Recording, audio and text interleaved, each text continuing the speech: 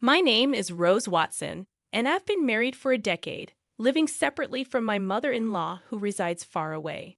Recently, I learned that she's retired and suffering from a debilitating backache, preventing her from working. Consequently, my husband has been diligently sending her money each month. "Hey, make sure to transfer this month's money to Mom, will you?" he asked.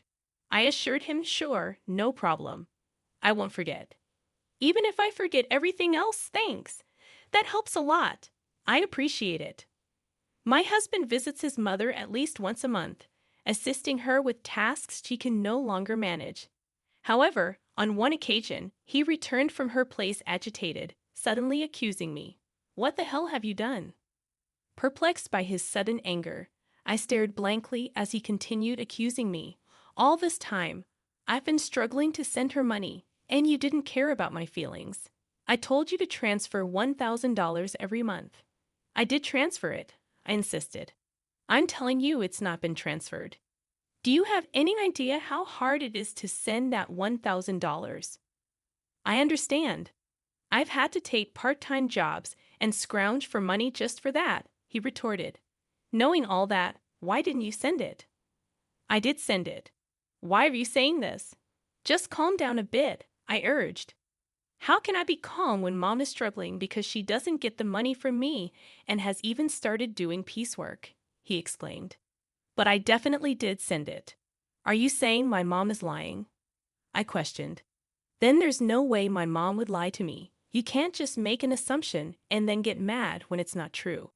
I don't even know why this is happening. I've been sending her the money you give me every month. Then why is she doing piecework? She's in pain, lifting heavy boxes. I don't know about that. I haven't seen it. You never go to my family home. I go every month, but you never come with me. You just don't care about my mom," he accused. "That's not true. There's no need for me to go every month, and it's so far away. I don't want to waste my only day off," I defended. "Waste your day off? It's visiting family. How can that be a waste?" he argued.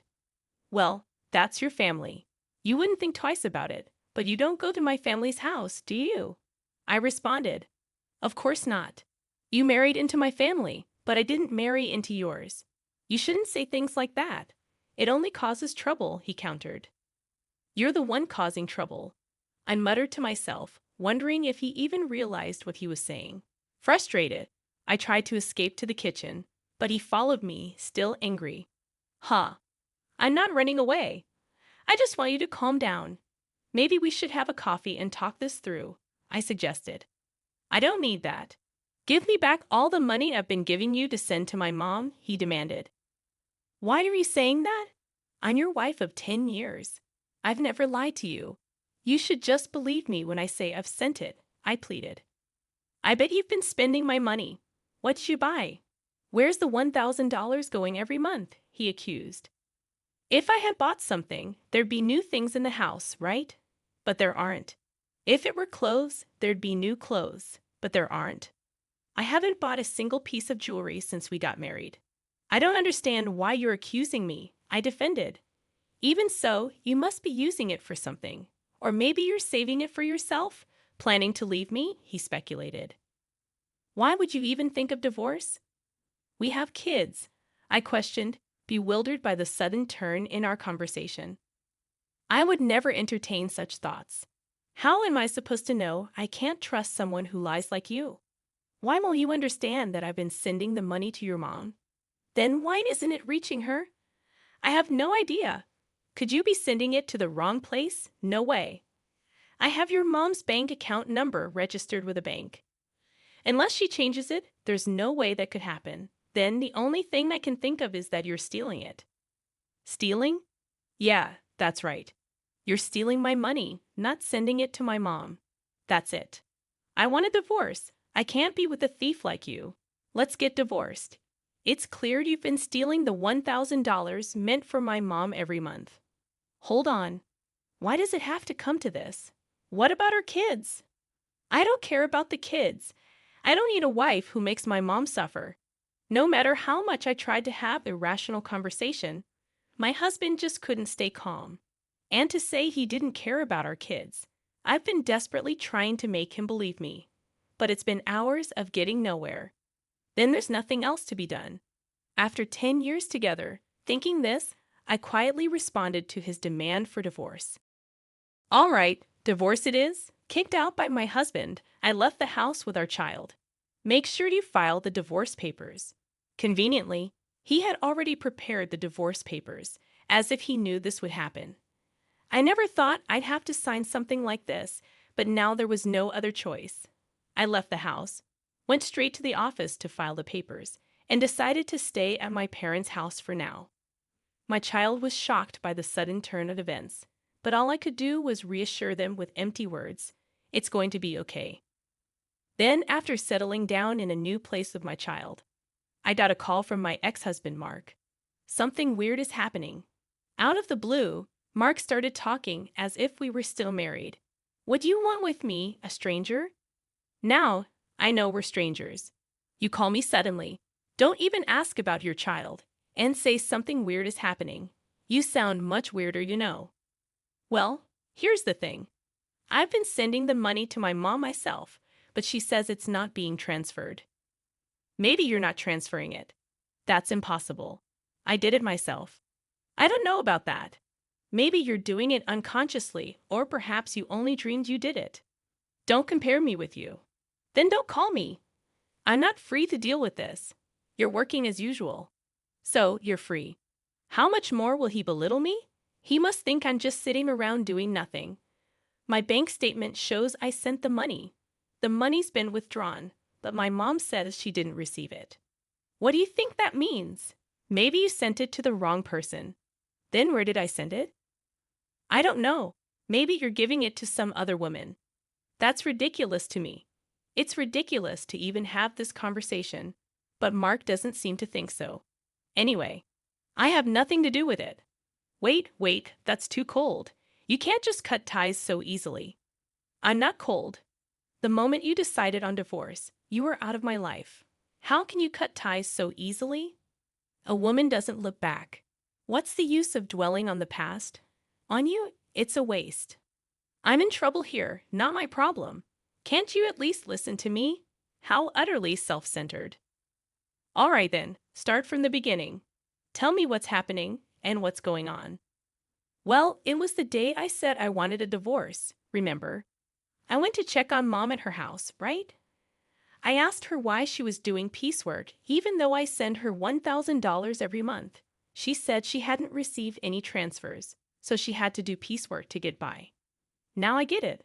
That's why you were so angry, and you thought I was pocketing the money. Yeah, that's right. But even when you transferred it yourself, it didn't get there. Yeah, that's what's happening.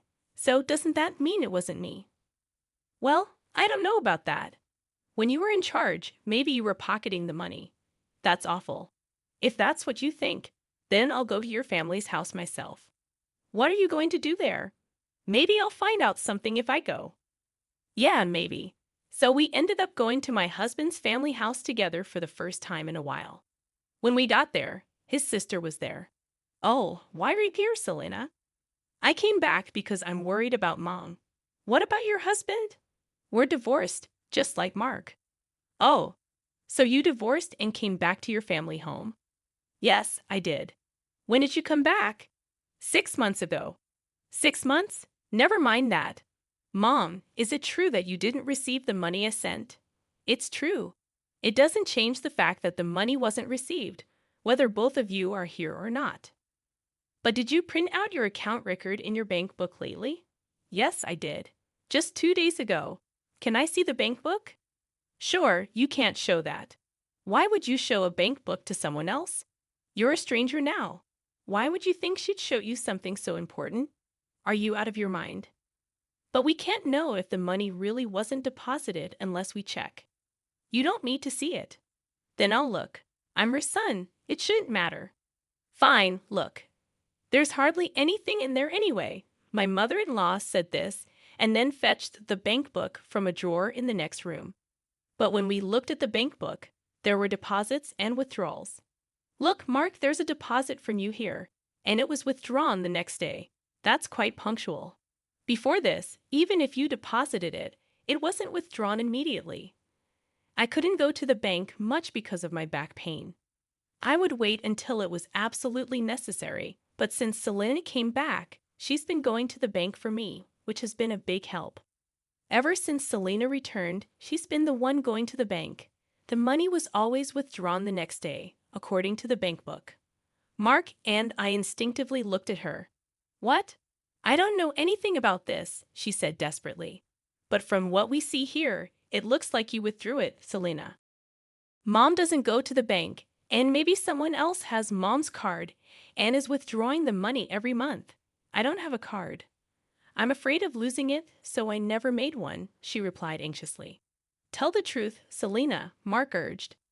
All right, it was me. Mom told me to withdraw the $1,000 she was getting each month. I saw it was being deposited every month, so I thought borrowing a little bit would be okay. If you're borrowing it, are you planning to pay it back? I interjected. I intend to pay it back. I just don't have the money for it right now, she confessed. Why would you do such a thing? Mark questioned. I really needed the money.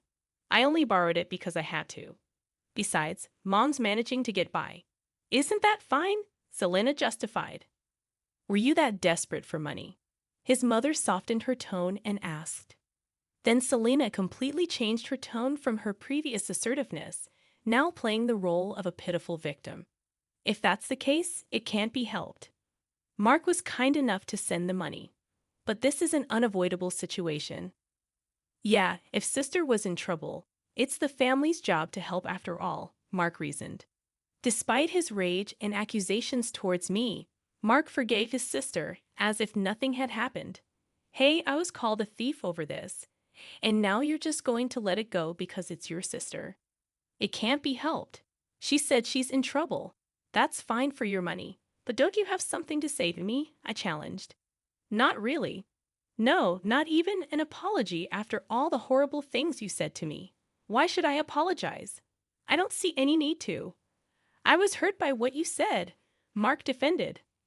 Such a fragile mental state, I muttered to myself. Anyway, it's not like I did anything wrong, right? Selena was having a hard time, so this happened. It's not Mark's fault. He doesn't need to apologize, his mother supported. Isn't this just like being completely surrounded by enemies? Even if I speak the truth, this place is hostile territory. There's no doubt that anything I say will be met with opposition. Even though a quick look at the bank book would have clarified everything, I had to travel all this way just to be treated like this. Fine, if cutting ties with you costs me this much, it's a small price to pay. I'm leaving. Drive me to the station, I demanded. Why do I have to take you? We're divorced, remember? I don't have to do anything for you, a stranger, Mark retorted. Because I came all this way for you. You asked me for help, I argued. Did I? I don't remember asking you to come. I just wanted some advice. You came here on your own. You can leave on your own too. Mark snapped. That's right. You're not a couple anymore. Why should he take you? It makes sense for a husband, but not for a stranger, his mother added. What a group. No thank you or sorry for solving the issue. After spending 10 years with such a man, it felt like such a waste of time. Fine, I'll take a taxi. I don't need you, I declared, frustrated. I called the taxi and somehow managed to get home. As I arrived home, tears of frustration streamed down my face, and I swore never to listen to that man again. However, after a while, my husband called me. Maybe he had changed his mind and was about to apologize for what happened. Perhaps he'd explain that he had to act that way in front of his sister and mother. But my expectations were shattered. Can you lend me some money? He asked abruptly. Shouldn't you say something to me first? Oh, long time no see, I replied. That's not what I mean. You're being troublesome, you know. It's not normal to ask for money without even apologizing first. That's not true. We were a married couple after all. You could say we were a united fate. That's not the case anymore. The day we split up, our united fate dissolved. I still think we're a united fate, though. He keeps saying whatever he wants. So lend me some money, will you? Why? The truth is, I found out Selena has a huge debt. Wait, It's been quite a while since that day. Didn't you ask her what she spent the money on? I couldn't ask her that. It would have been too pitiful. Money is a delicate subject. Maybe her ex-husband had something to do with it. Or there might be some other reason. Sure, there must be some reason. But you should have asked about it for the future, right? I trusted her because we're family, and yet there was no trust for me at all. Well, I've known Selena way longer than I've known you. Yeah, since we were born. That's why I trusted her. I thought everything would be fine, but in the end, it wasn't fine. So what happened? It turns out she had a huge debt, and the $1,000 a month wasn't enough. How much does she need then? She wants to repay it all at once. It's true that paying it off in one go would save on interest, but I don't have that kind of savings. So why did you contact me? Because you said you had a good amount of savings when we were in the car going to your parents' house. I remember. I was insulted by him, saying I must be struggling without money since our divorce, and that I would have stolen the money if he continued to ask me to make the transfers. Angered by his belittling words and the assumption that I couldn't survive on a part-time job, I ended up revealing that I was trading stocks and making a good profit. But would that lead to an ex-wife being asked for a loan? Selena says she's in debt for $30 million. $30 million? Yes, so please lend me the money. It's okay, right? First, why does she have such a huge debt? I was curious too, so I asked her. It turns out most of it was from shopping, and it's all brand items. She just can't control her desire when she sees them and ends up buying things. She put everything on revolving credit, so the interest adds up, and she keeps buying more every month. Before she knew it, her debt reached $30 million. She's really careless. Mark, laughing off his carelessness, is quite careless himself. She didn't understand how revolving credit works. She thought she could just pay a set amount each month, and eventually it would be paid off. I guess I can understand that feeling. I can't understand it at all. How could she take such a risk? And wasn't this the reason for her divorce? Now she finally realized the interest is piling up, and it's becoming a serious problem, so she came crying to me, but I don't have that kind of money. I told her I couldn't give more than $1,000 a month. Then she suggested borrowing from you. What? Why me? You said we were strangers, and you didn't even need to drive me to the station. That's all in the past. The past should be washed away like water under the bridge. What a selfish and convenient way of thinking. Would anyone accept that? So you could afford to lend it, right? Well, yes. I do have that much in savings. Then lend it to me. I just made a lot of money with stocks recently, so you win some, you lose some with stocks, right? Yeah, that makes sense. But didn't you say stocks were like gambling? Isn't it gambling? You always ridiculed me for playing the stock market, calling it a gamble. Right, did I? When you wanted a divorce, you hurried to separate because you said having a wife who gambles on stocks would lead to trouble. I said that when I didn't know how much you had saved. So that's why you asked me how much I had. That time you ridiculed me, but then I mentioned I had savings. Well, yeah, I didn't expect you to have that much, but I'm glad. I inquired, but even at that stage, you still dismissed it as gambling. Well, yeah, but let's not worry about it. I was foolish. All right, that's not all right. You are really cruel, and now you want money I saved for our child. You're worrying too much. Our child won't need that money for a long time. It's silly to start saving from now. Money rots if you don't use it. Money rots. I've never heard of money rotting. Think of this as an investment. It's like investing in me. Why would I invest in you? Just do it. Lending me the money would be the smartest move, right? Look, if I lend you money, it won't come back, right? You're still sending $1,000 a month to your mom. Where will you find the money to pay me back? All right, I'll pay back $11,000 a month. Are you crazy? How many years do you think it will take to repay it that way? Don't say that. I really regret it. Regret? Yeah, if we hadn't split up, I wouldn't have to beg you for money now. I have to ask, isn't that unjust? So you're just after my money?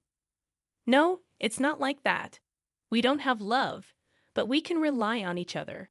It feels like I'm only being relied upon. You're so rigid. Thinking like that won't make you happy. We could even remarry. I didn't mind our marriage that much. Wow, I do mind. I don't want to be with someone who can't apologize. Fine, I apologize. Sorry. Is that good enough? What are you apologizing for? Explain in 400 characters or less what you did wrong. Ah, I just apologized because you said so. Pathetic. Don't ever call me again. Why? I apologized? So will you remarry me or help me? My sister is suffering. Shut up. Go to hell. Saying so, I forcefully ended the call and blocked his number. Later, I heard from mutual friends that Mark, despite saying it was impossible, couldn't refuse Selena. Being not only constantly nagged by Selena, but also persuaded by his mother to help. Consequently, he ended up borrowing money from a consumer finance company to repay her debt in full. Everything was settled, assuming Selena would work and gradually repay the debt. They thought so. However, far from working, she resumed her shopping habits. Despite having suffered before, she again made purchases on revolving credit. This burden eventually fell directly upon Mark to handle. When they confronted her about why things turned out this way, she reportedly said, "I never intended to buy anything. By the time I realized it, I had already processed the credit." Mark and his mother, naively believing Selena's words, just accepted it, saying she must be sick. They neither devised any solutions nor took her to a hospital, despite thinking she is ill. While saying this, Selena, wearing expensive clothes and jewelry, is reportedly laughing over tea with friends, saying, "Really, Mark is so easy to manipulate." Eventually, they couldn't escape the debt and had to sell their family home. Now Mark, his mother, and Selena ended up living together, but they couldn't afford the rent for the apartment they used to live in, so the three of them moved. Apparently, their life is quite difficult now. It seems only Selena is enjoying it, but neither Mark nor his mother realized this. On the other hand, I continued to profit from the stock market and now live a comfortable life in a spacious apartment with my child.